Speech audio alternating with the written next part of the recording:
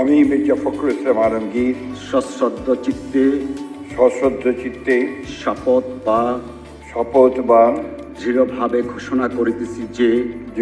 ঘোষণা করিতেছি যে আমি আইন অনুযায়ী বাংলাদেশের রাষ্ট্রপতি পদের কর্তব্য বিশ্বস্ততার সহিত পালন করিব। আমি বাংলাদেশের প্রতি অকৃত্রিম বিশ্বাস ও আনুগত্য পোষণ করিব। আমি